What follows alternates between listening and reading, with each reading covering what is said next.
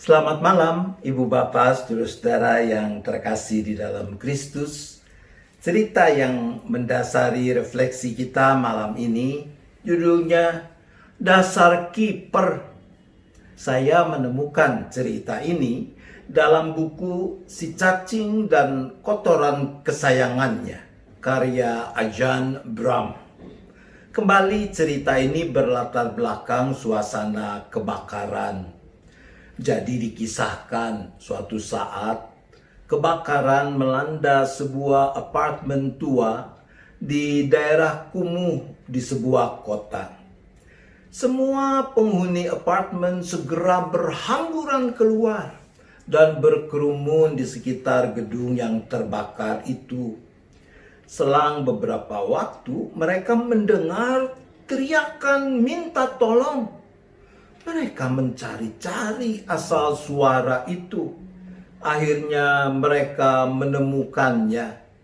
Rupanya ada seorang ibu dan bayinya terjebak di lantai 4. Dan sekarang mereka berdiri di teras apartemen yang sedang terbakar itu. Teriak-teriaklah si ibu minta tolong. Makin banyak orang berkerumun di bawah apartemen itu. Di mana pemadam kebakaran? Mereka tidak akan sempat menyelamatkan ibu dan bayinya itu. Orang-orang benar-benar khawatir bahwa perempuan dan bayinya itu tidak terselamatkan. Saat itulah seorang pria bertubuh tinggi besar menerobos kerumunan orang banyak sambil berteriak, "Jatuhkan bayinya, aku akan menangkapnya." Beberapa orang berkomentar, "Tidak mungkin menangkap bayi itu, terlalu tinggi." "Pasti bisa. Kalian tidak mengenali aku. Aku kan kiper kesebelasan nasional. Selama 3 tahun terakhir, gawang yang aku jaga tidak pernah kebobolan. Aku selalu bisa menangkap bola yang ditendang pemain dari kesebelasan lawan. Aku pasti bisa menangkap bayi itu." Lalu dia berteriak lagi kepada sang ibu, "Ayo, jatuhkan bayi itu, aku akan menangkapnya."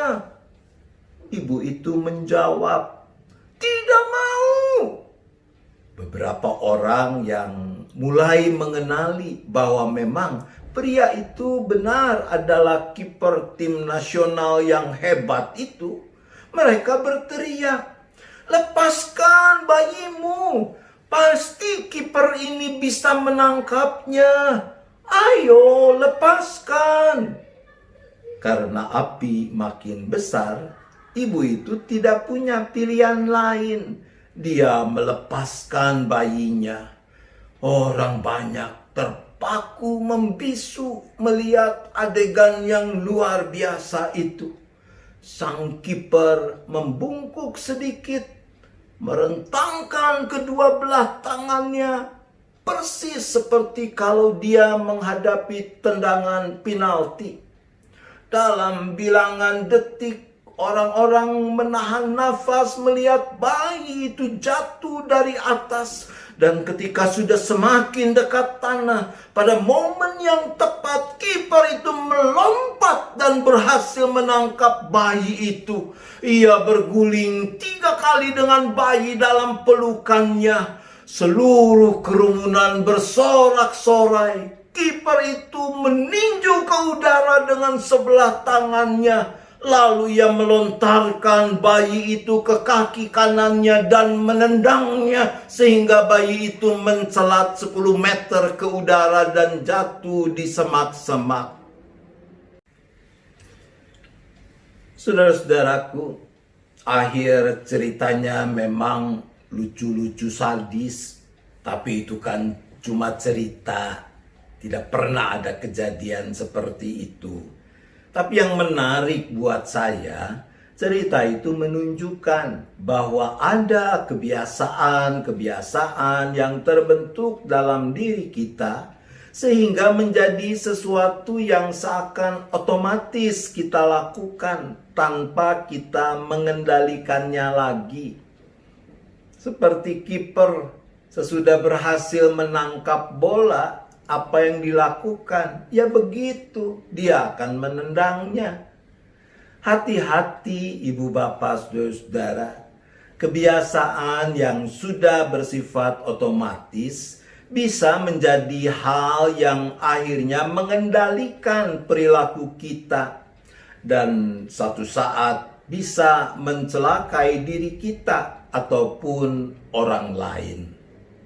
Nah, firman Tuhan dalam surat 2 Timotius 4 ayat 5 mengatakan begini, "Tetapi kuasailah dirimu dalam segala hal, sabarlah menderita, lakukanlah pekerjaan pemberita Injil, dan tunaikanlah tugas pelayananmu."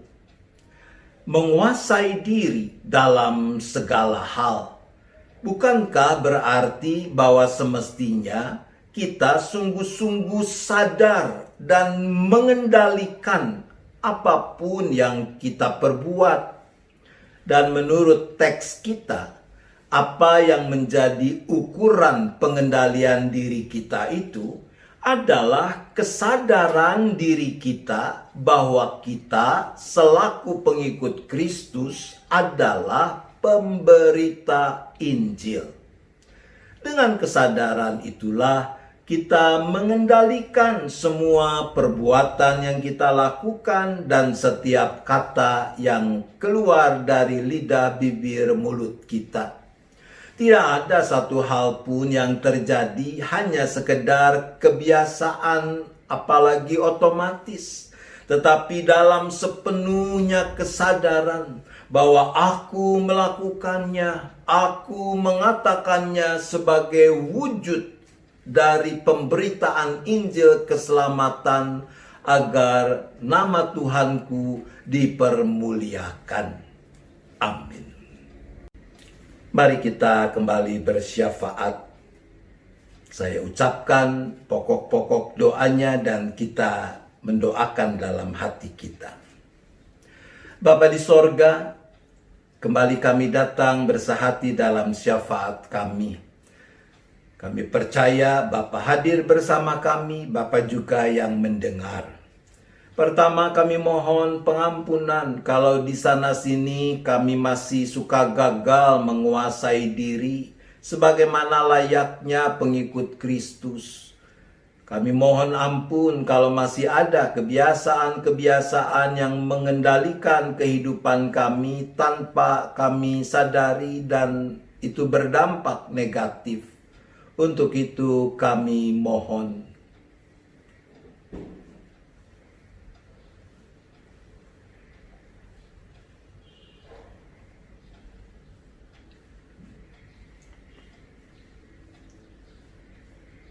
Ya Bapa, kami juga memohon kiranya Tuhan yang berkenan memberikan hikmat, kekuatan, agar kami makin mampu merawat kesadaran bahwa kami adalah para pemberita Injil, sehingga kami juga makin dimampukan menguasai diri kami.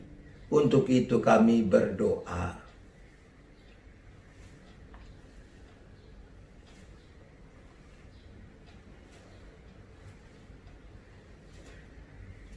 Bapa, kami teringat saudara-saudara kami, para anggota, simpatisan, mereka yang sedang bergumul dengan sakit penyakit mereka. Kami juga teringat kepada para lansia, para orang tua kami di dalam hari-hari hidup yang Tuhan anugerahkan di usia yang sudah semakin lanjut ini. Kami memohon pertolongan Tuhan bagi mereka.